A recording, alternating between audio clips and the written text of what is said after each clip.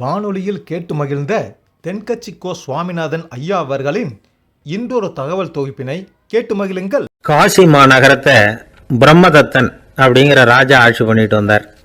அவர் ஒவ்வொரு வருஷமும் ஒரு திருவிழா நடத்துறது வழக்கம். எல்லா தேசத்திலிருந்தும் எல்லா வகையான ஜனங்களும் அதில் வந்து கலந்துக்குவாங்க. ஒரு சமயம் அது மாதிரி விழா நடந்துக்கிட்டு இருந்தது. வைகுண்டத்திலிருந்து தேவலோகத்திலிருந்து நிறைய தேவகுமாரர்கள்லாம் காசி நகருக்கு அப்போது வந்திருந்தாங்க. அதில் முக்கியமாக ஒரு 4 தேவகுமாரர்கள், அந்த 4 பேரையும் சுற்றி ஏகப்பட்ட கூட்டம். அப்படி என்ன விசேஷம் அவங்கக்கிட்ட அப்படின்னா, மற்றவங்களை விட அவங்க முகம் அழகாக இருந்ததா அப்படி பார்த்தா அப்படியும் இல்லை. அவங்க அணிஞ்சிருந்த மலர் மாலைகள் தான் அதுக்கு காரணமாக. அந்த மலர்கள்லேருந்து அப்படி ஒரு அபூர்வமான நறுமணம். இதுக்கு முன்னாடி இப்படி ஒரு நறுமணத்தை அந்த ஊர் ஜனங்க அனுபவிச்சதே இல்லை. அதுதான் அந்த 4 பேரையும் சுற்றி கூட்டம்.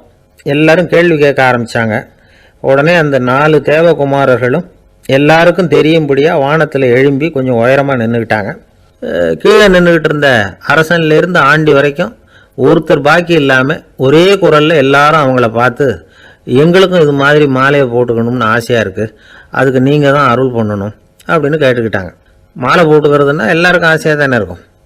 அந்த 4 தேவகுமாரர்களில் ஒருத்தர் புத்தர் பிரான். அவர் சொன்னார், பூலோகவாசிகளே, நான் சொல்கிறத கொஞ்சம் பொறுமையாக கேளுங்க. கக்காரு அப்படிங்கிற கற்பக விருஷத்தின் மலர்களால் தொடுக்கப்பட்டது இந்த மாலை. இதுக்கு நிறைய சக்தி உண்டு. எந்த காலமும் இது வாடாது, வாசனையும் குறையாது. ஆனால் இதை அணிந்து கொள்றதுக்கு சில தகுதிகள் தேவை அப்படின்னார். என்ன தகுதி அது சொல்லுங்களேன் அப்படின்னு ஏக காலத்தில் எல்லாரும் சத்தம் போட்டாங்க. தீய இயல்புகள் உள்ளவங்க, இழிந்த சிந்தனை, இழிந்த செயல் உள்ளவங்க இந்த மாலையை அணிய முடியாது அப்படின்னார். அவ்வளோதான். கூட்டத்தில் சத்தம் போட்டவங்கள்லாம் மெதுவாக அப்படி அடங்க ஆரம்பிச்சிட்டாங்க. இன்னொரு தேவகுமாரன் சொன்னார், அடுத்தவங்க பொருளை அபகரிக்காதவன், அடுத்தவங்களுக்கு கெடுதல் பண்ணக்கூடிய பொய் பேசாதவன், பேராசையினால் கெட்ட வழியில் பொருள் ஈட்ட நினைக்காதவன் இந்த மாலையை போட்டுக்கலாம் அப்படின்னார். கூட்டத்திலிருந்து யாரும் முன்னுக்கு வரல. ஒரே ஒரு ராஜகுரு மட்டும் கொஞ்சம் முன்னாடி வந்தார். பெரியவர், படித்தவர். அவர், எனக்கு தகுதி இருக்குது அந்த மாலையை போட்டுக்கிறதுக்கு அப்படின்னார். வேறு ஒன்றும் இல்லை, பொய் சொல்லியாவது அந்த மாலையை வாங்கிக்குவோமே அப்படின்னு முடிவு பண்ணிட்டார் அவர். அவ்வளோதான், மாலையை வாங்கிட்டார். அடுத்த தேவகுமாரன் பேசினார். யாருக்கு திடமான அறிவும் மனமும் இருக்குதோ, யாருக்கு நல்ல காரியங்களில் அசையாத ஈடுபாடு இருக்குதோ, நல்ல அரிய பொருள்களை தனியாக தான் மட்டும் அனுபவிக்க விரும்பாதவர் யாரோ அவர் முன்னாடி வந்து இந்த மாலையை வாங்கிக்கலாம் அப்படின்னார். அந்த தகுதியும் எனக்கு இருக்குன்னார் ராஜகுரு. மாலையை வாங்கி போட்டுக்கிட்டார். இன்னொரு ராஜகுமாரன் பேச ஆரம்பித்தார். அறநெறியில் செல்வம் சேர்க்கணும், ஆடம்பர பொருள்களுக்கு அடிமையாகக்கூடாது, வெற்றி அடைஞ்சாலும் கர்வம் வரக்கூடாது, அப்படிப்பட்டவங்க இந்த மாலையை போட்டுக்கலாம்னார். துணிஞ்சு பொய் சொல்லி அதையும் வாங்கி கழுத்தில் போட்டுக்கிட்டார் இந்த ராஜகுரு. இன்னொரு ராஜகுமாரன் சொன்னார், சான்றோர்களை நிந்திக்காதவங்க, புறம் பேசாதவங்க இந்த மாலையை போட்டுக்கலாம்னார். அதையும் வாங்கி போட்டுக்கிட்டார். திருவிழா முடிஞ்சுது, எல்லாரும் திரும்பி போயிட்டாங்க. மறுநாள் ராஜகுரு 4 மாலைகளையும் போட்டுக்கிட்டு ராஜசபைக்கு வரார். வந்தவர் ரொம்ப அவஸ்தையோடு வர்றார். மாலையெல்லாம் வாடி போயிட்டுது, வாசனை எதுவும் கிடையாது. அது மட்டும் இல்லை, அவருக்கு கடுமையான தலைவலி வேற வந்துட்டுது. துடிச்சு போயிட்டார். மாலையை கழட்டவும் முடியல. ஜனங்கள்லாம் அவரை பார்த்து சிரிக்க ஆரம்பிச்சிட்டாங்க. என்னத்துக்கு ஆசைப்படணும், ஏன் இப்படி கஷ்டப்படணும் அப்படின்னு. ராஜா பார்த்தார். மறுபடியும் விழாவுக்கு ஏற்பாடு பண்ணினார். தேவகுமாரர்கள்லாம் வந்தாங்க. ராஜகுரு வந்தார். மக்கள் முன்னிலையில் அவங்க காலில் விழுந்தார், மன்னிப்பு கேட்டுக்கிட்டார். இந்த மாலையை போட்டுக்கிற தகுதி எனக்கு இல்லை. தகுதி இல்லாத ஒருத்தன் தகாத தகுதியை பொய் மூலம் பெறணும்னு ஆசைப்படுறாங்களே, அவங்களுக்கெல்லாம் என்னுடைய தண்டனை ஒரு எச்சரிக்கையாக இருக்கட்டும்னார். அதுக்கப்புறம் தேவகுமாரர்கள் அவர் கழுத்தில் இருக்கிற மாலையை கழட்டினாங்களாம். அந்த மாலைகளும் பழையபடி மனம் கொடுக்க ஆரம்பிச்சுட்டு தான்.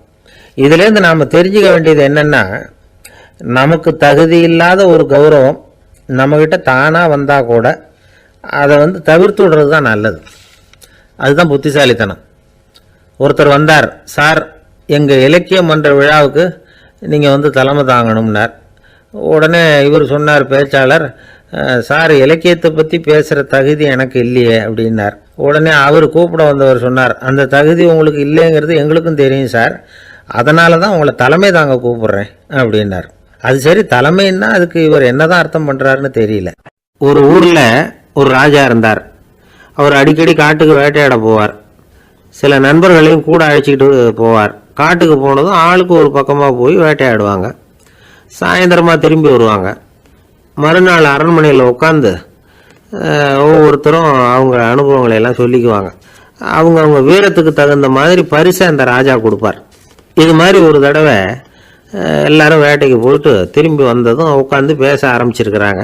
ஒருத்தன் சொன்னான், தன்னுடைய வீர செயலை பற்றி அளக்க ஆரம்பிச்சிட்டான். ஏன்னா அதுக்கு பரிசு கிடைக்க போகுதில்ல, அதனால். அவன் என்ன சொன்னான் தெரியுமா? அரசே, நேற்றுக்கு காட்டில் என்னாச்சு தெரியுமா? எனக்கு நேராக ஒரு சிங்கம் வாயை திறந்துக்கிட்டு வந்துட்டுது. நான் பயப்படவே இல்லை. உடனே ஒரு கல்லை எடுத்து குறி பார்த்து வீசினேன். சிங்கத்து வாய்க்குள்ளே போய் அந்த கல் மாட்டிக்கிட்டுது. அவ்வளவுதான்.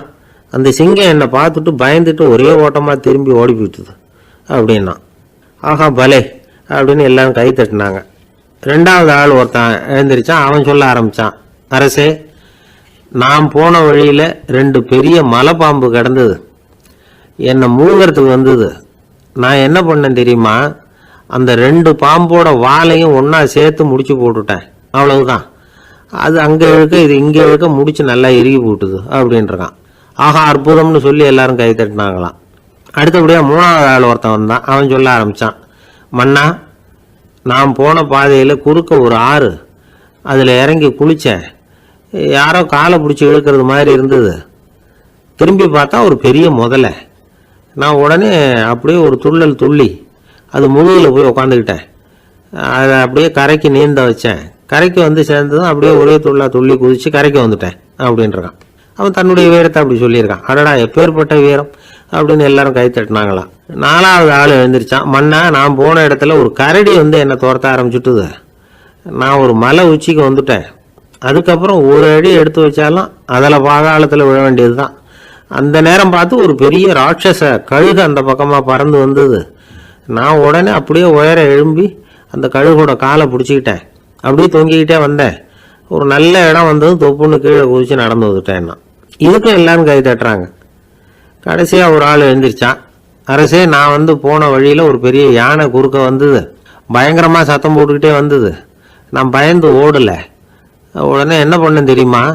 அந்த யானையோட வாலை பிடிச்சி தூக்கினேன். தலைக்கு மேலே தூக்கி கரன்னு சுற்றினேன். வேகமாக சுற்றி வீசி எறிஞ்சேன். அவ்வளவுதான். அதே ஸ்பீடில் அந்த யானை மேலே போக ஆரம்பிச்சுட்டுது. இன்னும் கூட அது போய்கிட்டே தான் இருக்குது, கீழே விழவே இல்லைன்னா. இதை கேட்டதும் ராஜாவுக்கு கோபம் வந்துட்டுது. என்ன முட்டாள்னு நினச்சிக்கிட்டு பேசுறியா? யானையை வந்து நீ வாழை பிடிச்சி தூக்குன, அதை நான் நம்பணுமா அப்படின்னார். உடனே இவன் பணிவாக பதில் சொன்னான். அரசே, ஒரு சிங்கத்து வாயில் கல் மாட்டிக்கிட்டதை நம்புறீங்க, மலைப்பாம்பு வாழை பிடிச்சி முடிச்சு போட்டதை நம்புறீங்க, முதல்ல முதுகில் சவாரி பண்ணதையும் நம்புறீங்க, கழுகு காலை பிடிச்சிக்கிட்டு பறக்கிறதையும் நம்புறீங்க. அப்படி நம்புறப்போ நான் சொன்னதை மட்டும் நம்பக்கூடாதா அப்படின்னு கேட்டானான். பொய் சொன்னவங்கெல்லாம் தலையை தொங்க போட்டுக்கிட்டாங்களாம். ராஜா அவங்கள பார்த்து சொன்னாராம், நீங்கள் எல்லாரும் என்னை முட்டாளாக்கி இருக்கிறீங்க. கடைசியாக பேசின இவன் தான் எனக்கு உண்மை எது பொய் எதுங்கிறத புரிய வச்சிருக்கிறான். இவன் தான் உண்மையான தைரியசாலி அப்படின்னு சொல்லி அவனுக்கே பரிசையெல்லாம் கொடுத்து பாராட்டினாராம். இப்படி ஒரு கதை. உண்மையை நிலைநாட்டுகிறவன் தான் உண்மையான வீரன் அப்படிங்கிறத இதிலிருந்து நாம் புரிஞ்சுக்கணும். இந்த காலத்துல எல்லாம் பொய் சொன்னாதான் பிழைக்க முடியுங்கிறது ஒரு சில பேரோட நம்பிக்கை. ஒரு அப்பாவுக்கு தன் மகனுக்கு பொய் சொல்ல தெரியலையேங்கிற கவலை. பொய் சொன்னாதான் இந்த உலகத்தில் பிழைக்கலாம், ஆனால் இவனுக்கு அது தெரியலையே, அதனால் இவனை அழைச்சிட்டு போய் நடுக்கடலில் விட்டுட்டு வந்துடுவோம் அப்படின்னு அழைச்சிட்டு புறப்பட்டான். கடற்கரைக்கு போனான். மகனுக்கு சந்தேகம், எங்கேப்பா என்னை அழைச்சிட்டு போகிறேன்னு கேட்டிருக்கான். கடலில் மீன் பிடிக்க கற்றுக் கொடுக்க போகிறேன் உனக்கு அப்படின்னானா. நான் ஏற்கனவே மீன் பிடிச்சிட்டேனேன்னானா இவன் மகன். எங்கே அதுன்னு கேட்டிருக்கான் அப்பங்காரன். சுட்டு சாப்பிட்டுட்டேன்னு இருக்கான் புள்ள. அப்பங்காரன் பார்த்தான், சரி நம்ம புள்ள பொழைச்சிக்கோ அப்படின்னு சொல்லி திருப்பி அழைச்சிட்டு வந்துட்டானா. இணை புரியாத 2 நண்பர்கள் இருந்தாங்களாம். 2 பேரும் விடாமல் சிகரெட்டு குடிக்கிறவங்க. அதில் ஒருத்தன் செத்து போட்டான். இன்னொருத்தன் அதுக்கப்புறம் 2 சிகரெட்டாக குடிக்க ஆரம்பித்தானா. ஏன் இப்படி பண்ணுறேன்னு கேட்டிருக்காங்க. நான் ஒரு சிகரெட்டு தான் குடிக்கிறேன், செத்து போன என்னுடைய ஃப்ரெண்டு இருக்கானே செத்து போனவன், அவனுக்காக இன்னொரு சிகரெட்டு குடிக்கிறேன் அப்படின்னு நானா. இது ரொம்ப ஆபத்து, விட்டுடு அப்படின்னு சொல்லியிருக்காங்க. சரின்னு ஒத்துக்கிட்டான். ஆனால் அதுக்கப்புறமும் ஒரு சிகரெட் வீதமாக குடிச்சிக்கிட்டே இருந்தான். சிகரெட்டு பழக்கத்தை நீ இன்னும் விடலையான்னு கேட்டாங்களாம். அந்த பழக்கத்தை நான் எப்போ விட்டுட்டேன், இப்போ நான் குடிக்கிறது என் ஃப்ரெண்டுக்காக அப்படின்னு நானா. இவங்கெல்லாம் எப்படி திருந்துறது? கத்தியை தீட்டாதே புத்தியை தீட்டு அப்படின்னு ஒரு பெரியவர் புத்தி சொன்னார். அதை கேட்ட ஒரு இளைஞன், அது எப்படி பெரியவரை புத்தியை தீட்டுறது? கத்தியை தீட்டுன்னு சொன்னால் ஒரு கருங்கல்லில் கத்தியை தேய்க்கலாம், புத்தியை தீட்டுன்னு சொன்னால் எப்படி தலையை கொண்டுட்டு போய் தரையில் தேய்ச்சிக்கிட்டு இருக்க முடியுமா அப்படின்னா. அந்த பெரியவர் உடனே புரிஞ்சுக்கிட்டார், இந்த இளைஞனுக்கு புத்தி கூர்மை கம்மி அப்படிங்கிறத புரிஞ்சுக்கிட்டார். அது சரி, அறிவுக்கும் புத்திசாலித்தனத்துக்கும் என்ன வித்தியாசம்? இது ஒரு முக்கியமான கேள்வி. அறிவுன்னா என்ன, புத்திசாலித்தனம்னா என்ன? இதே கேள்வியை சாக்ரட்டிஸ் கிட்ட அவருடைய சீடன் ஒருத்தன் கேட்டானான். ஐயா, அறிவுக்கும் புத்திசாலித்தனத்துக்கும் என்னங்க வித்தியாசம் அப்படின்னு கேட்டிருக்கான். சாக்ரட்டிஸ் நிமிர்ந்து பார்த்துருக்கிறார் அந்த சீடனை. அதுக்கப்புறம் சொன்னாராம், நான் சொல்கிறேன் உன்னுடைய கேள்விக்கு பதில், ஆனால் அதுக்கு முன்னாடி நீ ஒரு காரியம் பண்ணணும்னாரான். என்னங்க செய்யணும் சொல்லுங்கன்றிருக்கான். அதோ பாரு, ஒரு பெரியவர் உட்காந்துருக்கிறாரு, அவர்கிட்ட போ, இங்கேருந்து பக்கத்தில் இருக்கிற அந்த கிராமத்துக்கு போய் சேர எவ்வளவு நேரம் ஆகும் அப்படின்னு கேட்டுட்டு வா அப்படி சொன்னார் சாக்ரட்டிஸ். சரின்னு சொல்லிவிட்டு இவன் போனான். அந்த பெரியவர் முன்னாடி போய் நின்னான். ஏங்க பெரியவரை, இங்கேருந்து அதோ தெரியுத அந்த கிராமத்துக்கு போய் சேர்றதுக்கு எவ்வளவு நேரம் ஆகும் அப்படின்னு கேட்டான். பெரியவர் நிமிர்ந்து பார்த்தார், ஆனால் பதில் எதுவும் சொல்லலை. இவன் மறுபடியும் ஒரு தடவை அதே கேள்வியை அவர்கிட்ட கேட்டான். என்னங்க, நான் கேட்குறது உங்கள் காதில் விழுதா? அந்த கிராமத்துக்கு போய் சேர்றதுக்கு எவ்வளோ நேரம் ஆகும் அப்படின்னு சொல்லி மறுபடியும் கேட்டான். அப்பவும் அவர் பதில் சொல்லலை. உடனே அவன் மனசுக்குள்ளே முடிவு பண்ணிக்கிட்டான், சரி பெரியவர் ஒரு மாதிரியாக தெரிகிறார், புத்தி சுவாதீனம் சரியில்லாத ஒரு மாதிரி தெரியுது அப்படின்னு நினச்சிக்கிட்டே வந்த வழியிலே திரும்பி வந்துட்டான். கொஞ்சம் தூரம் நடந்திருப்பான். இப்போ அந்த பெரியவர் மறுபடியும் கூப்பிட்டார், இளைஞனே இப்படி வாடினார். இவனுக்கு ஒன்றும் புரியல. மறுபடியும் திரும்பி நடந்தான். அவர் முன்னாடி போய் நின்னான். பெரியவர் சொன்னார், தம்பி, இங்கேருந்து அந்த கிராமத்துக்கு போய் சேர்றதுக்கு 5 நிமிஷம் ஆகும் அப்படின்னார். இப்போது அந்த இளைஞன் அந்த முதியவரை ஒரு மாதிரியாக பார்க்க ஆரம்பித்தான். அதுக்கப்புறம் கொஞ்சம் யோசித்தான். பிறகு அவர்கிட்டே கேட்டுட்டான், ஏங்க பெரியவரை, இதே பதிலை அப்போவே என்கிட்ட சொல்லியிருக்கலாமே, என்னை திரும்பி போன்னு சொல்லிவிட்டு பாதி தூரம் போனதுக்கப்புறம் மறுபடியும் கூப்பிட்டு அதுக்கப்புறம் இப்படி சொல்கிறீங்களே, இது நியாயமா அப்படின்னா. பெரியவர் சிரித்தார். அதுக்கப்புறம் சொன்னார், ஏன்பா, நீ எவ்வளவு வேகமாக நடக்கிறேங்கிறத பார்க்காம நீ கிராமத்துக்கு போய் சேர வேண்டிய நேரத்தை எப்படி என்னால் சொல்ல முடியும்? அதனால தான் உன்னை கொஞ்சம் தூரம் நடக்க விட்டு உன்னுடைய நடையின் வேகம், அந்த கிராமம் இருக்கிற தூரம் ரெண்டையும் கணக்கு போட்டு அதுக்கப்புறம் நேரத்தை சொன்னேன்னார். சீடன் வந்து தலை குனிந்தான். அப்படியே திரும்பி வந்து சாக்ரட்டிஸ் முன்னாடி நின்னான். சாக்ரட்டிஸ் இப்போ சொல்கிறார், தம்பி, அதுக்கு பேர் தான் புத்திசாலித்தனம். இந்த அறிவு கூர்மை வந்து எல்லா இளைஞர்களுக்கும் வரணும் அப்படிங்கிறதுக்காகத்தான் கத்தியை தீட்டாத புத்தியை தீட்டு அப்படின்னு பெரியவங்கள்லாம் சொல்லிகிட்டு இருக்கிறாங்க. புத்தியை தீட்டுறவங்கெல்லாம் வாழ்க்கையில் அறிவாளியாகிறாங்க, தீட்டாதவங்க கோமாளியாகிறாங்க. இதுதான் இன்றைக்கி நடக்கிறது. அதனால் அறிவு கூர்மைங்கிறது வேற. இந்த காலத்து ஆசாமி ஒருத்தர் இன்னொருத்தரை பார்த்து கேட்டார், ஏங்க, ஒரு விமானம் இங்கேருந்து புறப்பட்டு 2 மணி நேரத்தில் மதுரைக்கு போய் சேருது. நல்லா கவனிங்க, ஒரு விமானம் இங்கேருந்து புறப்பட்டு 2 மணி நேரத்தில் மதுரைக்கு போய் சேருது அப்படின்னா என்னோடய வயசு என்னன்னு கேட்டார்.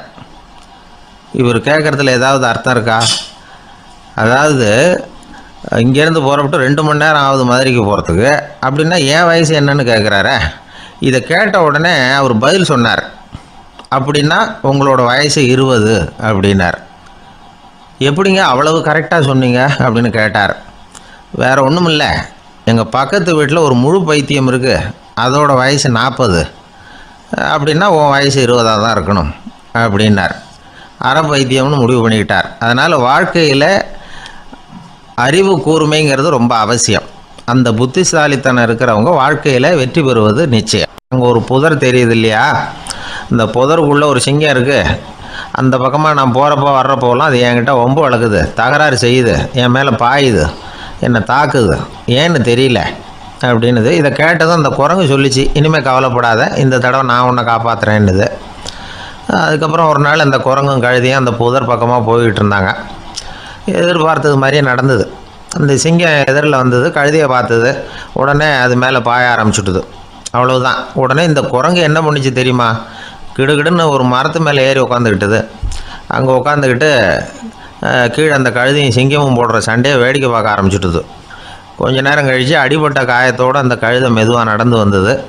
குரங்கும் மெல்ல மரத்தை விட்டு கீழே இறங்குச்சு. இப்போ கழுதை கேட்டுது, என்னை காப்பாத்துறேன்னு சொல்லிவிட்டு காலை வாரி விட்டுட்டியே, நீ பாட்டுக்கு மரத்து மேலே ஏறி உக்காந்துக்கிட்டே, அது நியாயமானது.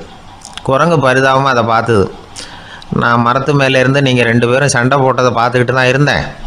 உன்னோட சத்தம் தான் அதிகமாக இருந்தது, அது நீ சிரிக்கிற மாதிரி எனக்கு கேட்டுது. அதனால் நீ தான் ஜெயிச்சுக்கிட்டு இருக்க போல இருக்கு அப்படின்னு நினச்சிவிட்டேன்னது. இன்றைக்கி பல பேர் இப்படி தான் இருக்கிறாங்களாம். யார் ஜெயிக்கிறாங்க யார் தோக்குறாங்கங்கிறத முகத்தை பார்த்து கூட கண்டுபிடிக்க முடியறதில்ல. பேசுகிற பேச்சை வச்சு கூட கண்டுபிடிக்க முடியறதில்ல. தோற்கிறவங்க கூட சிரிக்கிற மாதிரி முகத்தை வச்சுக்கிறான். இன்றைய மனிதர்கள்கிட்ட ஏகப்பட்ட முரண்பாடுகள். பொய் முகங்களோட உலவுகிறவர்கள் தான் அதிகம். உண்மை முகம் எங்கே இருக்குது அப்படிங்கிறத புரிஞ்சுக்கிட்டு நண்பர்களை தேர்ந்தெடுக்கணும் அப்படிங்கிறது ஒரு முக்கியமான கருத்து. கடவுள் இந்த உலகத்தை படைச்சு விட்டு அதுக்கப்புறமும் கொஞ்ச நாள் இங்கேயே தங்கியிருந்தாராம். அப்போ தான் அவருக்கு ஒரு உண்மை புரிஞ்சுதான், இந்த உலகத்தில் தங்கி இருக்கிறது எவ்வளவு இடைஞ்சல்னு. தினமும் மனிதர்கள் தேடி வந்து ஏதாவது புகார் சொல்லிக்கிட்டே இருந்தாங்களாம். எனக்கு அது வேணும் இது வேணும்னு கேட்டுக்கிட்டே இருந்தாங்களாம். சில பேர் வந்தாங்க, நாங்கள் வந்து விவசாயம் பண்ணுறோம், தண்ணி இல்லாமல் பயிர் காயுது, எங்களுக்கு மழை வேணும் அப்படின்னாங்க. அவங்க போனதும் அதுக்கப்புறம் சில பேர் வந்தாங்க, நாங்கள் வந்து மண்பானை செய்கிறவங்க நிறைய பானை செஞ்சு வச்சுருக்குறோம், மழை பெஞ்சால் எல்லாம் கரைஞ்சி வீணாக போயிடும், அதனால் இன்றைக்கி மழை பெய்யக்கூடாதுன்னாங்க.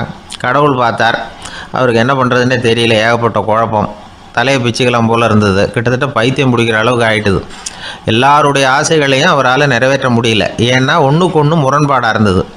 ஒரு நாள் தன்னுடைய அமைச்சரவையை கூட்டி ஆலோசனை கேட்டார். என்ன செய்யலான்னு சொல்லுங்கன்னார். இது என்ன பிரமாதம், பேசாமல் இமயமலை அடிவாரத்தில் போய் உட்காந்துங்க, யாரும் தொந்தரவு பண்ண மாட்டாங்கன்னாங்க. அங்கேயும் மனிதர்கள் வர ஆரம்பிச்சுருவாங்களேன்னார் கடவுள். சரி அப்படின்னா சந்திரனில் போயிருந்துக்கலாமேன்னாங்க. அங்கேயும் மனுஷன் குடி வர போகிறான் அப்படின்னார் கடவுள். வெகு தூரத்துக்கு அப்பால் உள்ள நட்சத்திர மண்டலத்துக்கு போயிடலான்னாங்க. இதெல்லாம் நிரந்தர தீர்வாகாது.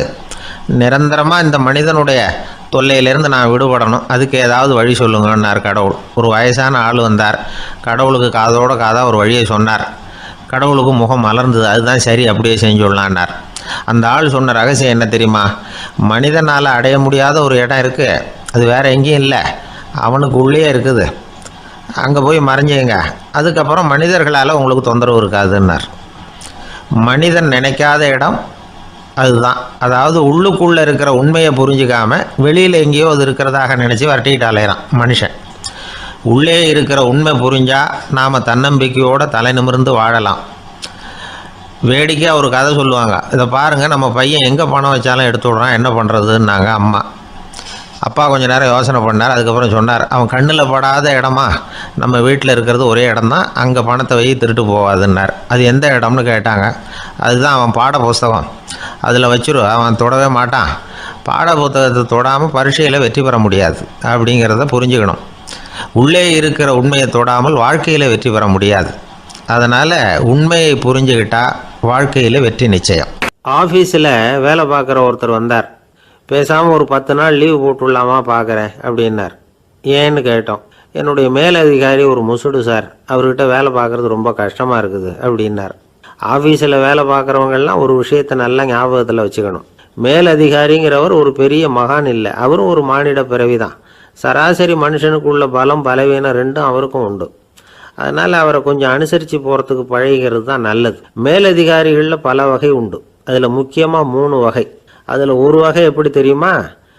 உங்களை ஒரு வேலை செய்கிற மெஷினாக மட்டுமே நினைக்கக்கூடிய வகை. இவங்கெல்லாம் எப்படின்னா, எங்கேயாவது வெளியூர் போயிருந்தா கூட அங்கேருந்து ஃபோன் பண்ணுவாங்க, அந்த வேலை என்னாச்சு இந்த வேலை என்னாச்சு அப்படின்னு. இவங்களுக்கெல்லாம் உங்கள் நலனை பற்றியோ உங்கள் குடும்பத்தை பற்றியோ அக்கறை இருக்காது. நீங்கள் சொல்கிற யோசனை எதுவும் இவங்ககிட்ட எடுபடாது. கொடுத்த வேலையை பாரு, நீ எனக்கு புத்தி சொல்ல வேணாம் அப்படிம்பாங்க. இவங்களை அனுசரித்து போகிறதுக்கு ஒரே வழி, இவங்க எதை சொன்னாலும் சரின்னு சொல்லிவிட்டு வேலையை கவனிக்க வேண்டியது தான். இவங்ககிட்ட வேற எந்த கேள்வியும் கேட்டுக்கிட்டு இருக்கக்கூடாது. ஆமாம் சாமி போடுறது கௌரவ குறைச்சல் இல்லை, அது ஒரு அலுவலக சௌகரியம், அவ்வளவுதான். இன்னொரு வகையான மேலதிகாரிகள் எப்படி தெரியுமா? இவங்கெல்லாம் ஆஃபீஸ் வேலையை பற்றி அதிகமாக கவலைப்பட்டுக்கிட்டு இருக்க மாட்டாங்க. தங்களுடைய சொந்த இமேஜ் பாதிக்கப்படக்கூடாதுங்கிறதுலையே கவனமாக இருப்பாங்க. இவங்கெல்லாம் அடிக்கடி உங்கள் நலனை விசாரிப்பாங்க. அதே மாதிரி நீங்களும் அவரை விசாரிக்கணும்னு எதிர்பார்ப்பாங்க. இந்த ரக அதிகாரிகளுக்கெல்லாம் புது வருட வாழ்த்து அனுப்பலாம், பிறந்தநாள் வாழ்த்து அனுப்பலாம். அவருக்கு எங்கேயாவது ஒரு பாராட்டு விழா நடந்தால் முதல் வரிசையில் போய் உட்காந்து உங்கள் முகத்தை காட்டலாம். ஆஃபீஸ் வேலையை மட்டுமே பார்க்குற பணியாளர்கள் இது மாதிரி அதிகாரிகள்கிட்ட நல்ல பேர் வாங்க முடியாது. இன்னொரு வகையான மேலதிகாரிகள் உண்டு. அவங்க எப்படின்னா, ஆஃபீஸ் வேலையை பற்றியும் கவலைப்பட மாட்டாங்க, தனக்கு கீழே வேலை பார்க்குறவங்கள பற்றியும் கவலைப்பட மாட்டாங்க. எக்காரணம் கொண்டும் தன்னுடைய பொசிஷனுக்கு ஆபத்து வந்துடக்கூடாதுன்னே நினைக்கக்கூடியவங்க இவங்க. இவங்களால் கடுமையான வேலை செய்யவும் முடியாது, தீர்மானிக்கவும் முடியாது. எந்த முடிவையும் எடுக்காமல் அப்படியே தள்ளி போட்டுக்கிட்டே போடுவாங்க எல்லாத்தையும். இதனால் என்ன ஆகும்னா, இவருக்கு கீழே வேலை பார்க்குற உங்களுக்கு பொறுப்பு அதிகமாகிடும். இவங்ககிட்ட போய் பிரச்சனையை மட்டும் சொல்லி பிரயோஜனம் இல்லை. அதுக்கான முடிவுகளை நீங்களே சொல்லணும். அப்போ தான் இது மாதிரி அதிகாரிகள்கிட்ட நல்ல பேர் வாங்கலாம். அட்லீஸ்ட் கெட்ட பேர் வாங்காமலாவது காலம் தள்ளலாம். ஆஃபீஸில் வேலை பார்க்குறவங்க முக்கியமாக சில விஷயங்களை ஞாபகத்தில் வச்சுக்கணும். ஆஃபீஸில் நடக்கிற நல்லது கெட்டது எதுவாக இருந்தாலும் உடனடியாக மேலதிகாரிகிட்ட தெரிவிக்கிறது நல்லது. மூன்றாவது மனிதர் மூலமாக அதை அவர் தெரிஞ்சுக்கிறது அவ்வளவு நல்லதில்லை. எந்த மேலதிகாரியுமே தான் இந்த சர்பாஸ் செய்யப்படுறத விரும்புறதில்லை. அதனால் அவருக்கு தெரியாமல் மேலிடத்துக்கு மணி எழுதி போடக்கூடாது. அப்படி எழுதி போடுறவங்க சில பேர் இருக்கிறாங்க. நீங்களும் உங்கள் மேலதிகாரியும் தொழில் ரீதியாக ஒரே படிப்பு படித்தவராக இருக்கலாம். அப்படி இருந்ததுன்னா அட்ஜஸ்ட் பண்ணி போகிறது கொஞ்சம் கஷ்டம்தான். இதை மனசில் வச்சுக்கிட்டு நடந்துக்கணும். உங்களுக்கும் அவருக்கும் அபிப்பிராய பேதமா, அது அவருக்கும் உங்களுக்கும் உள்ள தனிப்பட்ட பிரச்சனை. அதை விளம்பரப்படுத்திக்கிட்டு இருக்கக்கூடாது. அது அவருடைய கோபத்தை கிளறும். உங்கள் மேலதிகாரி உங்கள் கூட படித்தவராக இருக்கலாம். அதுக்காக அவரை எல்லாருக்கும் முன்னாடி அடைய கிச்சாமி எப்படிடா இருக்கே அப்படின்லாம் கேட்டுக்கிட்டு இருக்கக்கூடாது. பொதுவாக யாரும் அதை விரும்புறதில்லை. இவ்வளவையும் உங்கள் மனசில் வச்சுக்கிட்டு கொஞ்சம் சாமர்த்தியமாக நடந்துக்கிட்டிங்கன்னா ஆஃபீஸ் உங்களுக்கு அவஸ்தையாக இருக்காது, ஆனந்தமாக இருக்கும். ஒரு மேலதிகாரி தன்கிட்ட வேலை பார்க்குற ஒருத்தரை பற்றி ரொம்ப பெருமையாக சொன்னாராம். எங்கள் ஆஃபீஸில் எவ்வளவோ பேர் வேலை பார்க்குறாங்க, எல்லாரும் தினமும் ஏதாவது பிரச்சனைகளை சொல்லிகிட்டு இருப்பாங்க. ஆனால் இவர் ஒருத்தர் மட்டும்தான் இது வரைக்கும் என்கிட்ட எந்த பிரச்சனையும் சொன்னதே இல்லை. அவர் பாட்டுக்கு வருவார், வேலை பார்ப்பார், போயிடுவார் அப்படின்னாராம்.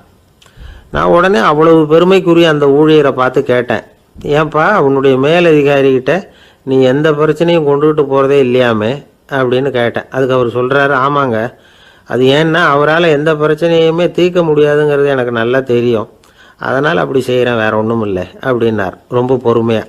சாலை ஓரமாக அழுதுகிட்டு உட்காந்துருந்தான். பிச்சை எடுத்து சாப்பிட்ற ஒருத்தன் அந்த பக்கமாக வந்தான். இவனை பார்த்தான். ஏன் அழுதுகிட்டு உட்காந்துருக்கிற, என்னாச்சு உனக்கு அப்படின்னு கேட்டான். அதுக்கு இவன் சொன்னான், என்கிட்ட ஒன்றுமே இல்லை, நான் இந்த உலகத்தில் இருந்து என்ன பிரயோஜனம், அதனால தான் அழுதுகிட்டு இருக்கிறேன் அப்படின்னா. உன்கிட்ட மறைஞ்சிருக்கிற புதையல் என் கண்ணுக்கு நல்லா தெரியுது, அது உனக்கு புரியல, அதனால தான் அழுதுகிட்டு இருக்கிற அப்படின்னா. என்னது புதையல் இருக்குதா, உன் கண்ணுக்கு தெரியுதா அப்படின்னு கேட்டான். ஆமாம் எனக்கு தெரியுது, அந்த புதையலை நீ விற்கிறதுக்கு தயாராக இருக்கிறியா அப்படின்னு கேட்டான் இவன். இதை கேட்டதும் அந்த இளைஞனுக்கு ரொம்ப ஆச்சரியமாக போச்சு. என்னது இப்படி கேட்குறானே அப்படின்னு. என்கிட்ட ஒரு காசு கூட இல்லையே, அப்படி இருக்கிறப்போ புதையல் எங்கேருந்து வந்தது அப்படின்னா. இந்த நேரத்தில் அந்த பிச்சைக்காரன் சிரித்தான். இப்படி தான் இந்த உலகத்தில் எல்லோரும் சொல்லிகிட்டு இருக்கிறாங்க, என்கிட்ட ஒன்றுமே இல்லைன்னு சொல்லி. ஆனால் அவங்கக்கிட்ட தான் புதையல் இருக்குது, நீ வேணும்னா என் கூட வா, நம்ம நாட்டு அரசர்கிட்ட போவோம், உங்ககிட்ட இருக்கிற புதையலை அவர் நல்ல விலைக்கு எடுத்துக்குவார் அப்படின்னா. அது எப்படி உனக்கு தெரியும்னா, இதுக்கு முன்னாடியும் இது மாதிரி பல பேரை நான் ராஜா கிட்ட அழைச்சிட்டு போயிருக்கிறேன், அதனால தான் உன்னை பார்த்தேன், உன்னையும் கூப்பிட்றேன், நீ சரின்னு சொன்னால் உன்னை அழைச்சிட்டு போகிறேன், உங்ககிட்ட இருக்கிற புதையலை அவர் நல்ல விலை கொடுத்து எடுத்துக்குவார் அப்படின்னு சொன்னான். இவன் இப்படி சொல்கிறது அந்த இளைஞனுக்கு ஒன்றுமே புரியல. இது என்னது இந்த ஆள் இப்படி சொல்லிகிட்டு இருக்கிறான், நம்மக்கிட்ட என்ன இருக்குது, அதுவும் இல்லாமல் இவனே பிச்சை எடுத்து சாப்பிட்டுக்கிட்டு இருக்கிறான், இவன் போய் நம்மளை ராஜா கிட்ட அழைச்சிட்டு போகிறேங்கிறானே என்ன அப்படின்னு சொல்லி அவன் யோசனை பண்ணான்.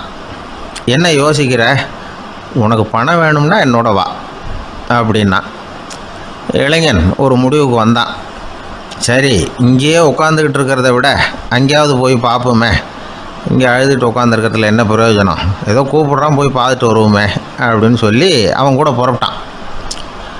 பிச்சைக்காரன் முன்னாடி போயிட்டே இருக்கிறான், இந்த இளைஞன் பின்னாடி நடந்து போயிட்டுருக்கான். ரெண்டு பேரும் அரண்மனையை நோக்கி போகிறாங்க. பாதி வழி போயிருப்பாங்க. வழியில் அந்த பிச்சைக்காரன் சொன்னான், இதை பாரு, முன்னாடியே சில விஷயங்களை நாம் பேசிக்க வேண்டியிருக்கு, சரியாக தெளிவாக முடிவு எடுத்துக்கிட்டு அதுக்கப்புறம் ராஜாக்கிட்ட போகணும். ஏன்னா அங்கே போய் அது முடியாது இது முடியாதுன்னு நாம் நமக்குள்ளே சண்டை போட்டுக்கிட்டு இருக்க முடியாது. ராஜாவுக்கு விலையை பற்றி கவலையே இல்லை. எவ்வளவு சொன்னாலும் நமக்கு பணம் கிடச்சிரும். ஆனால் அதுக்கப்புறம் நான் இதை விற்கிறதுக்கு தயாராக இல்லைன்னு சொல்லிடக்கூடாது. அதனால் புதையலை விற்கிறதா இல்லையாங்கிறத இங்கேயே தெளிவாக முடிவு செஞ்சுக்கணும். இல்லைன்னா ராஜா கிட்ட போய் அங்கே போய் குழப்பிக்கிட்டு இருக்க முடியாது அப்படின்னு சொன்னான். இளைஞனுக்கு ஒன்றுமே புரியல. என்ன சொல்கிற நீ, என்கிட்டயா புதையலா, எங்கே இருக்குது அப்படின்னு சொல்லி குழம்பி போனான். இப்போ அந்த பிச்சைக்காரன் சொன்னான், இதை பாரு, இப்போ உதாரணத்துக்கு உன்னுடைய கண்களை எடுத்துக்கோ. அதுக்கு நீ என்ன விலை கேட்டுற போகிற? நான் அதுக்கு ராஜா கிட்டே இருந்து ஒரு 50,000 ரூபா வாங்கி தர முடியும். உன்னுடைய இருதயத்தை கொடுக்குறியா, 20 லட்சம் ரூபா வாங்கி தரேன். மூளையை கொடுக்குறியா, 30 லட்சம் வாங்கி தரேன். என்ன சொல்கிற அப்படின்னு சொல்லி இந்த பிச்சைக்காரன் பேசிக்கிட்டே போகிறான். இளைஞனுக்கு கோபம் வந்துட்டுது. என்ன உளர்ற, உனக்கு என்ன பைத்தியமா? கண்ணையும் மூளையையும் இருதயத்தையுமா விற்பாங்க? என்ன விலை கொடுத்தாலும் அதையெல்லாம் நான் விற்கிறதுக்கு தயாராக இல்லை, நான் விற்க மாட்டேன். அதை கொடுத்துட்டு நான் என்ன பண்ணுறது? இப்படி நான் மட்டும் இல்லை, யாருமே இதை விற்கிறதுக்கு தயாராக இருக்க மாட்டாங்க அப்படின்னு சொன்னான் அந்த இளைஞன். இவன் இப்படி சொன்னதும் அந்த பிச்சைக்காரன் வாய் விட்டு சிரிக்க ஆரம்பிச்சுட்டான். இப்போ பைத்தியமானது நானா நீயா? லட்சக்கணக்கான கோடிக்கணக்கான ரூபாய் பொறுமானம் உள்ள பொருள்களை உங்ககிட்டயே வச்சுக்கிட்டு விற்க முடியாதுன்னு சொல்கிற நீ தான் ஏழை. என்கிட்ட ஒன்றுமே இல்லைன்னு மரத்தடியில் உட்காந்து அழுதுகிட்டு இருக்கிறியே அப்படின்னு சொன்னான். இன்றைக்கி பார்த்திங்கன்னா பல பேர் தன்கிட்ட புதைஞ்சிருக்கிற ஆற்றலை புரிஞ்சிக்க முடியாமல் அவதிப்பட்டுக்கிட்டு இருக்கிறாங்க. நம்மக்கிட்ட என்ன இருக்குங்கிறது அவங்களுக்கு தெரியறதில்ல. அதனால தான் என்கிட்ட ஒன்றுமே இல்லைன்னு சொல்லி அழுதுகிட்டு இருக்கிறாங்க. இதை விளங்க வைக்கிறதுக்கு பெரியவங்க சொல்கிற கதை இது. நம்மக்கிட்ட இருக்கிற புதையலை நாம் தான் தோண்டி எடுக்கணும். உண்மையான புதையலுங்கிறது உள்ளே இருக்குது. ஆனால் அதை வெளியில் தேடுற ஆசாமிகள் தான் அதிகம். சராசரி மனித இயல்பு அப்படி. நம்மக்கிட்ட விலை மதிக்க முடியாத பகுத்தறிவு இருக்குது. அதை வச்சுக்கிட்டு வாழ்க்கையில் முன்னேறத்துக்கு முயற்சி பண்ணணும். என்கிட்ட ஒன்றுமே இல்லைன்னு நினச்சி ஓரமாக உட்காந்துடக்கூடாது. முயற்சி செஞ்சால் முடியாத காரியம் எதுவுமே இல்லை. ஒரு ரயில்வே ஸ்டேஷன் பக்கம் வெளியில் ஒரு டாக்ஸி நின்றுட்டு இருந்தது. அந்த பக்கமாக வந்த ஒருத்தர் டாக்ஸி டிரைவரை பார்த்து சொன்னார், ஐயா, உங்கள் வண்டியில் பின் சீட்டில் ஒரு மணி பர்ஸு கிடக்கு, யாரோ மறந்து விட்டுட்டு போயிருக்கிறாங்க அப்படின்னார். இல்லை அது காலி பர்ஸு தான், நான் தான் அதை அங்கே போட்டு வச்சுருக்கிறேன்னார் டிரைவர். ஏன்னு கேட்டார் அவர். இதுக்கு டிரைவர் சொன்னார், அதை பார்க்குற யாராவது அதை எடுத்துக்கலாம்ங்கிற ஆசையிலையாவது சவாரிக்கு வருவாங்க, அதுக்காக தான் போட்டு வச்சுருக்கிறேன் அப்படின்னார். ஒரு ராஜா ஊரெல்லாம் சுற்றி பார்த்துட்டு வரலாம்னு ஒரு நாள் புறப்பட்டு போனார். ஒரு இடத்துல தறி நெசவு வேலை ரொம்ப மும்முரமாக நடந்துக்கிட்டு இருந்தது. ஒரு பெரியவர் தறியால் நெசவு வேலை செஞ்சுக்கிட்டு இருந்தார். பக்கத்தில் ஒரு அழகான பொண்ணு உட்காந்து நூலை சுற்றிக்கிட்டு இருக்குது. ராஜா அந்த பெரியவரை பார்த்து யார் இந்த பொண்ணுன்னு விசாரித்தார். ராஜா அப்படி கேட்டதும் அவருக்கு ரொம்ப பெருமையாக போயிட்டுது. ஏன்னா உட்காந்துருந்தது அவரோட மகள். அரசே, இது என்னுடைய மகள். இவ வேகமாக நூல் திரிக்கக்கூடியவள். வைக்கோல் எடுத்து இவ திரிச்சா கூட அது எல்லாம் பவுனிழையாக வெளியில் வரும் அப்படின்னு ஒரு ராசி இவளுக்கு அப்படின்னு ரொம்ப பெருமையாக ராஜா கிட்ட சொன்னார். ராஜா இதை கேட்டதும் அசந்துட்டார். அப்படியா, இவ்வளவு அழகும் சாமர்த்தியமும் உள்ள இந்த பொண்ணு என்னோட வரட்டுமே, இவளை என் மருமகளை ஆக்கிக்கிறேன் அப்படின்னார் ராஜா. அந்த பெரியவருக்கு ஒன்றும் புரியல. ஏதோ கொஞ்சம் பெருமையாக சொல்ல போக அது இப்படி ஆயிட்டுதே அப்படின்னு கவலைப்பட்டார். இருந்தாலும் ராஜா பேச்ச தட்ட முடியுமா, மகளை அனுப்பி வச்சுட்டார். ராஜா அந்த பொண்ணை அரண்மனைக்கு அழைச்சிட்டு வந்தார். அங்கே ஒரு அறையில் வச்சு பூட்டி விட்டார். அந்த ரூமு நிறைய வைக்கோலை கொண்டாந்து போட்டு அடைச்சாங்க. 3 ராட்டைகள் வேற வச்சுருந்தாங்க. நாளைக்கு பொழுது விடியறதுக்குள்ளே நீ இந்த வைக்கோலையெல்லாம் தங்க இழைகளாக மாற்றி காட்டணும். நாளைக்கு காலம்பரம் நான் இந்த அறை கதவை திறப்பேன். உன் தகப்பன் சொன்னது மாதிரி எல்லாம் தங்கமாக மாறி இருக்கணும், இல்லைன்னா நீ உயிர் தப்ப முடியாது அப்படின்னு உத்தரவு போட்டார். பாவம் அந்த பொண்ணு என்ன பண்ணும், பகல் பூரா அழுதுகிட்டே உட்காந்துருக்குது. ராத்திரி பூராவும் தூக்கம் வரல. மறுநாள் அதிகாலை நேரத்தில் யாரோ கதவை தட்டுற சத்தம் கேட்டுது. பயந்துக்கிட்டே கதவை திறக்கிறா. திறந்து பார்த்தா வெளியில் 3 அவலட்சணமான பெண்கள். ஒருத்திக்கு கால் அகலமாக முறை மாதிரி இருக்குது, இன்னொருத்திக்கு கட்டை விரல் கரண்டி மாதிரி பெருசாக இருக்குது, 3ஆவது பொண்ணுக்கு உதடு தடித்து ரப்பர் மாதிரி தொங்கிக்கிட்டு இருக்கு. யார் நீங்கள், உங்களுக்கு என்ன வேணும் அப்படின்னு கேட்குது இந்த பொண்ணு. நாங்கள் உங்களுக்கு உதவி செய்கிறதுக்கு தான் வந்திருக்கிறோம் அப்படின்னு சொல்லி உள்ளே வந்தாங்க. உட்காந்தாங்க. கொஞ்ச நேரத்துக்குள்ளே உள்ளே இருந்த வைக்கோலையெல்லாம் தங்க இழைகளாக மாற்றி கொடுத்துட்டு போயிட்டாங்க. காலையில் ராஜா வந்தார். பார்த்தார். ஆஹா பேஷுனார். இன்னும் கொஞ்சம் வைக்கோலை கொண்டாந்து அந்த ரூமில் போட சொன்னார். இந்த வைக்கோலையும் இன்றைக்கி தங்கமாக மாற்றிவிடு, நாளைக்கு மறுநாள் உனக்கும் இளவரசனுக்கும் கல்யாணம்னு சொல்லிவிட்டார். இன்றைக்கி ராத்திரி அந்த 3 பொண்ணுங்களும் வந்தாங்க. வைக்கோலை பொண்ணு இழைகளாக மாற்றினாங்க, புறப்பட்டாங்க. இந்த பொண்ணு அவங்க காலில் விழுந்து வணங்கினா, என் உசுரை காப்பாற்றினீங்க, உங்களுக்கு நான் என்ன கைமாறு செய்ய போகிறேன் அப்படின்னா. பயப்படாத, நீ விரும்பினா எங்களுக்கு ஒரு உதவி செய்யலாம். உன்னுடைய கல்யாணத்துக்கு நாங்கள் 3 பேரும் வரோம். நீ எங்களை வரவேற்று ராஜாக்கிட்டேயும் இளவரசர்கிட்டையும் நாங்கள் உன்னோட பெரியப்பா பொண்ணுங்கன்னு சொல்லி அறிமுகப்படுத்தி வை, நாங்கள் விருந்து சாப்பிட்டுட்டு போயிடுறோம் அப்படின்னாங்க. ரொம்பவும் சந்தோஷமாக சரின்னு ஒத்துக்கிட்டா. கல்யாண நாள் வந்தது. கல்யாணம் ரொம்ப கோலாகலமாக நடந்துக்கிட்டு இருக்கு. எல்லா தேசத்து ராஜா ராணிகளும் வந்துக்கிட்டு இருக்கிறாங்க. அந்த 3 அவலட்சணமான பொண்ணுங்களும் சேர்ந்தாங்க. யார் இவங்கன்னு கேட்டார் ராஜா. என் பெரியப்பா பொண்ணுங்க அப்படின்னா அந்த பொண்ணு. காலும் உதடும் கட்டை விரலும் ஏன் இப்படி உங்களுக்கு அவலட்சணம் ஆயிட்டுது அப்படின்னு கேட்டார். அதுக்கு அந்த பொண்ணுங்க பதில் சொன்னாங்க. என்ன செய்யறது, ஓயாமல் வைக்கோலை நூற்று ஒருத்தியோட கட்டை விரல் அப்படி கரண்டி மாதிரி ஆயிட்டுது. நாக்கில் தொட்டு தொட்டு திரிச்சதுனால ஒருத்தியோட உதடு அப்படி ஆயிட்டுது. காலால் கட்டையை அழுத்தி அழுத்தி தறி போட்டதுனால இன்னொருத்தையோட கால் அப்படி ஆயிட்டுது. உங்கள் மருமகளாக வந்திருக்கிற இந்த பொண்ணு அந்த 3ஐயுமே செய்ய தெரிஞ்சவ தான். என்ன ஆக போதோ இன்னும் கொஞ்ச நாளில் அப்படின்னாங்க. அவ்வளவுதான். ராஜா பயந்துட்டார். அம்மா, இன்னையிலேருந்து நீ இளவரசனின் மனைவி. நீ எப்பவும் அழகாக இருக்கணும். அதனால் நீ இனிமேல் வைக்கோலை திரிக்கவே கூடாது அப்படின்னு உத்தரவு போட்டார். அவளை இக்கட்டான சூழ்நிலையிலிருந்து காப்பாற்றின அந்த 3 பொண்ணுங்களும் சந்தோஷமாக திரும்பி போயிட்டாங்களாம். சுவாமி சின்மயானந்தர் இந்த கதையை சொல்லியிருக்கிறார். தன்னலம் மறந்து சுயலாபத்தை தியாகம் செய்கிறது வைக்கோல்ல இருந்து தங்க இழையை நூக்கிறது மாதிரி அப்படிங்கிறார் அவர். அது இருக்கட்டும், இப்போ நம்ம கதைக்கு வருவோம். ஒரு ராஜா தன்னோட மகனுக்கு சுயவரம் நடத்தினார்.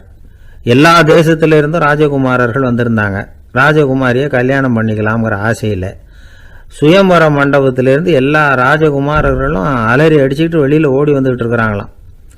ஏன் இப்படி எல்லாரும் மிரண்டு போய் ஓடி வர்றாங்கன்னு கேட்டார் ஒருத்தர். அதுக்கு இன்னொருத்தர் விவரம் சொன்னார். ராஜகுமாரியை இன்னைக்கு தான் அவங்க நேரில் பார்த்தாங்களாம், அதுதான் அப்படி ஓடி வந்துக்கிட்டு இருக்கிறாங்க அப்படின்னார். திருநெல்வேலி மாவட்டத்தில் கோவில்பட்டிக்கு பக்கத்தில் உள்ள ஊர் கடம்பூர்.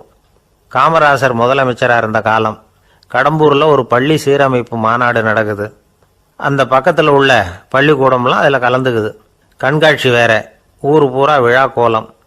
மறுநாள் மாநாடு நடக்க போகுது. ஆனால் முதல் நாளே மழை பிடிச்சிக்கிட்டுது. மறுநாளும் அது விடாமல் பேஞ்சிக்கிட்டு இருக்குது. காமராசர் காலையிலேருந்து பல்வேறு நிகழ்ச்சிகளில் கலந்துக்கிட்டு சாயந்தரமாக கடம்பூருக்கு சேர வேண்டியவர். மழை பேஞ்சிக்கிட்டு இருக்கிறதுனால நிகழ்ச்சி ரத்தாயிடுமோ என்னமோ அப்படின்னு எல்லாரும் சந்தேகப்பட்டுக்கிட்டு இருக்கிறாங்க. அவர் கோவில்பட்டி பயணிகள் விடுதியில் இருக்கிறார். கடம்பூர்லேருந்து சில பேர் போய் அவரை சந்திக்கிறாங்க. மழை பெஞ்சிக்கிட்டு இருக்குதே, என்ன செய்யலாம் அப்படின்னு கேட்குறாங்க. மழை பெஞ்சால் நல்லது தானே, அதுக்காக மாநாட்டை எதுக்காக ரத்து செய்யணும்? ஆசிரியர்கள் எவ்வளவு கஷ்டப்பட்டு ஏற்பாடு பண்ண மாநாடு, கட்டாயம் வந்துடுறேன் அப்படின்னாராம் காமராசர். உடனே புறப்பட்டார். மழையை பொருட்படுத்தாத மக்கள் கூட்டம். அது கலையாமல் காத்துக்கிட்டு இருக்கிறாங்க அவ்வளோ பேரும். தலைவர் வந்துட்டார்னு தெரிஞ்சது ஜனங்களுக்கு ஏகப்பட்ட உற்சாகம். ஜனங்கள் அவ்வளவு உற்சாகமாக வரவேற்றாங்க. மாநாடு ஆரம்பமாச்சு. மலர் மாலைகள் மலை மாதிரி குவிய ஆரம்பிச்சுட்டுது. வரிசையாக ஒவ்வொரு கல்வி நிலையம் சார்பாகவும் வரவேற்பு பத்திரம் வாசித்து கொடுக்குறாங்க. என்ன வாசிக்கிறாங்கங்கிறத காமராசர் கூர்ந்து கவனிக்கிறார். ஏகப்பட்ட புகழ் மொழிகள், ரொம்ப பாராட்டி புகழ்ந்து என்னென்னமோ வாசிச்சுக்கிட்டு இருக்கிறாங்க. கொடை வள்ளலே, குணக்குன்றே, மலையே, கடலே, இப்படி தமிழ் மொழியில் பாராட்டுறதுக்கு எத்தனை வார்த்தைகள் உண்டோ அத்தனையும் அதில் சேர்த்துருக்குறாங்க. காமராசர் பொறுமை இழந்துட்டார். போதும் போதும், உங்கள் எல்லாரையும் பார்த்து 2 வார்த்தை பேசிவிட்டு போகிறதுக்காக தான் நான் வந்திருக்கிறேன். எல்லாரும் மழையில் சிரமப்பட்டு நின்றுக்கிட்டு இருக்கிறீங்க, இப்படி என்ன புகழ்ந்து படிச்சுக்கிட்டே இருந்தால் எப்படி அப்படின்னாராம். அதுக்கப்புறம் பேசி முடிச்சிருக்கிறார். மாநாட்டு நிகழ்ச்சிகள் முடிஞ்சதும் இன்னொரு நிகழ்ச்சியில் கலந்துக்கிறதுக்காக புறப்பட்டாராம். ஒரு திறந்த ஜீப்பில் அவரை ஊர்வலமாக அழைச்சிக்கிட்டு போயிருக்கிறாங்க. தெருவில் 2 பக்கமும் ஏகப்பட்ட கூட்டம். அங்கங்கே ஜீப்பை நிறுத்தி ரோஜா மாலை, ஜருக மாலை இப்படி போட்டுக்கிட்டே இருக்கிறாங்க. அதையெல்லாம் அப்படி அப்படியே வாங்கி அங்கங்கே நின்றுக்கிட்டு இருந்த குழந்தைகள்கிட்டையும் தாய்மார்கள்கிட்டையும் கொடுத்துக்கிட்டே போகிறார். அந்த சமயத்தில் கூட்டத்துக்கு அப்பால் ஒரு பெரியவர் கையில் ஒரு மல்லிகை சரத்தோடு நின்றுட்டு இருக்கிறார். அவரால் முண்டி அடிச்சுக்கிட்டு முன்னால் வர முடியல. காமராசர் இதை கவனிக்கிறார். அவ்வளவுதான், உடனே நிறுத்தப்பா வண்டிய அப்படிங்கிறார். ஜீப்பு நிற்கிது. டிரைவரை பார்த்து, அதோ பார், அங்கே ஒருத்தர் நிற்கிறார் பார், அவரை இங்கே அழைச்சிட்டு வா அப்படின்னாராம். கூட்டம் வழி விடுது. அந்த பெரியவரை கிட்டத்தில் அழைச்சிட்டு வர்றாங்க. காமராசர் அவரை பார்த்து, வாங்க வாங்க, நல்லா இருக்கீங்களா அப்படின்னு சத்தம் போட்டு உற்சாகமாக விசாரிக்கிறாராம். பெரியவர் கண்களில் கண்ணீர், பேச்சு வரல. மல்லிகை சரத்தை அவருக்கு போடுறார். கொஞ்ச நேரம் அவர்கிட்ட பொறுமையாக பேசிக்கிட்டு இருந்துட்டு அவரை அனுப்பி வைக்கிறார் காமராசர். பெரியவர் போனதுக்கு அப்புறம் காமராசர் பக்கத்தில் இருந்தவங்க கிட்ட சொல்கிறார் அந்த பெரியவரை பற்றி. அந்த காலத்தில் ரொம்ப கஷ்டப்பட்டவர் இவர், ஜெயிலுக்கு போனவர் அப்படின்னு ரொம்ப உருக்கமாக நெகிழ்ந்து போய் சொல்கிறார். இதில் ஒரு விஷயத்தை கவனிங்க. தன்னை புகழ்ந்து படிக்கப்பட்ட வாழ்த்து மடலை படிக்க வேணாம்னு தடுத்து நிறுத்தினார். எங்கேயோ ஒரு மூலையில் கையில் ஒரு 4 முழம் மல்லிகை சரத்தோடு ஒதுங்கி நின்றுக்கிட்டு இருந்த அந்த தொண்டரை அவ்வளவு பெரிய கூட்டத்துக்கு நடுவுலையும் தேடி கண்டுபிடிச்சி கிட்டத்தில் கூப்பிட்டு அவர் கொடுத்த அன்பு மாலையை வாங்கி கழுத்தில் போட்டுக்கிட்டார். அதுதான் காமராசர். தோல்விகள் கூட அவரை கொஞ்சம் கூட பாதித்ததில்லை. ஒரு பொது தேர்தலில் அவர் தோற்று போகிறார். தொண்டர்கள்லாம் அழறாங்க. அதில் ஒருத்தர் மெதுவாக காமராசர்கிட்ட போய், என்ன தலைவரே, நீங்கள் கூட தோற்று போயிட்டீங்களே அப்படின்னு கலக்கமாக சொல்லியிருக்கிறார். அதுக்கு காமராசர், நான் கூட தோற்று போகிறதுக்கு பேர் தான்ப்பா ஜனநாயகம் அப்படின்னாராம். ஒரே ஒரு ஊரில் ஒரு ராஜா இருந்தார். அவர் பேரில் மக்களுக்கு ரொம்ப மரியாதை. அவ்வளவு நல்லா ஆட்சி புரிஞ்சுக்கிட்டு வந்தார். அவருக்கு வயசாயிட்டுது. அதனால் ஒரு நாள் அமைச்சரை கூப்பிட்டார். இதை பாருங்கள், எனக்கு வயசாயிட்டுது, அதனால் இந்த அரச பொறுப்பையெல்லாம் நீங்கள் ஏற்றுக்குங்க அப்படின்னார். அதுக்கப்புறம் ராணியை கூப்பிட்டார். வா, நாம் இனிமேல் இங்கே இருக்க வேணாம், காட்டுக்கு போய் தவம் பண்ணலாம் அப்படின்னு கூப்பிட்டார். இந்த செய்தி மக்களுக்கு அறிவிக்கப்பட்டது. மக்கள் உடனே கூட்டம் கூட்டமாக அரண்மனைக்கு வர ஆரம்பிச்சுட்டாங்க. மன்னரை போய் பார்க்குறாங்க. அரசே, தாங்கள் எங்களுக்கு தந்தை மாதிரி. நீங்கள் காட்டுக்கு போயிட்டால் நாங்கள்லாம் இங்கே எப்படி இருக்க முடியும்? எங்களுக்கெல்லாம் எந்த துன்பமும் இல்லாமல் பார்த்துக்கிட்டு வர்றீங்க. இது மாதிரியான ஒரு அரசாட்சி இல்லைன்னா மக்கள் வாழ்ந்து என்ன பயன் அப்படின்னாங்க. இருந்தாலும் என்ன பண்ணுறது, வயசாயிட்ட காரணத்தினால இந்த முடிவுக்கு வர வேண்டியிருக்குது அப்படின்னாரா ராஜா. அப்படின்னா நீங்கள் காட்டுக்கு போக வேணாம், நாங்கள் போகிறோம். நாங்கள் அங்கே போய் தவம் பண்ணுறோம், வழிபாடு பண்ணுறோம். கடவுள் வருவார், அவர்கிட்ட வரம் வாங்கிட்டு வந்துடுறோம் அப்படின்னாங்களாம். அப்படி சொல்லிவிட்டு உடனே எல்லாரும் காட்டுக்கு போனாங்க. நாட்டு மக்கள் எல்லாரும் ஒட்டு மொத்தமாக காட்டில் உட்காந்துக்கிட்டு தவம் பண்ணுறதை பார்த்தார் கடவுள். உடனே புறப்பட்டு வந்தார். எல்லாரும் இப்படி உட்காந்துருக்கிறீங்களே, என்ன வேணும் உங்களுக்கு அப்படின்னு கேட்டார். உடனே மக்கள் எல்லாரும் ஒரு குரலில் சொன்னாங்க, சுவாமி, எங்கள் மன்னன் ரொம்ப நாளைக்கு நல்லபடியாக இருக்கணும். அவர் மகிழ்ச்சியாகவும் உடல் நலத்தோடும் இருந்தால் தான் நாங்கள் அமைதியாக வாழ முடியும் அப்படின்னாங்க. சரி, அதுக்கு என்ன செய்யணும் அப்படின்னார் ஆண்டவன். எங்கள் மன்னருக்கு இன்னும் ஒரு 100 வருஷம் ஆயுளை கொடுங்க அப்படின்னாங்க. அவ்வளவு தானே, சரி அப்படியே ஆகட்டும் அப்படின்னு சொல்லிவிட்டு ஆண்டவன் போயிட்டார். மக்கள் மகிழ்ச்சியோடு திரும்பி வந்தாங்க. மன்னா, கடவுள் வரம் கொடுத்துட்டார், நீங்கள் 100 வருஷம் வாழ போகிறீங்க அப்படின்னாங்க. இதை கேட்டதும் ராணி ராஜாவை வணங்கி, நான் தவம் செய்ய போகிறேன் அப்படின்னு புறப்பட்டாங்க. உடனே மக்கள் என்ன நினச்சாங்க தெரியுமா? ஐயோ, நாம் ராஜாவுக்கு மட்டும்தானே நீண்ட ஆயுள் வேணும்னு வரம் வாங்கினோம், ராணிக்கு வாங்கலையே, அதுதான் கோபத்தில் புறப்பட்டாங்க போல இருக்கு அப்படின்னு நினச்சி வருத்தப்பட்டாங்க. ஆனால் ராணி நினச்சது அது இல்லை. ராணி போய் தவம் பண்ணாங்க, கடவுள் காட்சி கொடுத்தார். இவங்க கேட்குறாங்க, சுவாமி, ராஜாவுக்கு மட்டும் 100 வருஷம் ஆயுள்னு வரம் கொடுத்துட்டீங்க, அப்படின்னா குடிமக்களும் 100 வருஷம் இருக்கணும். இப்படிப்பட்ட குடிமக்கள் இல்லைன்னா அப்படிப்பட்ட அரசன் இருந்து என்ன பிரயோஜனம் அப்படின்னாங்களாம்.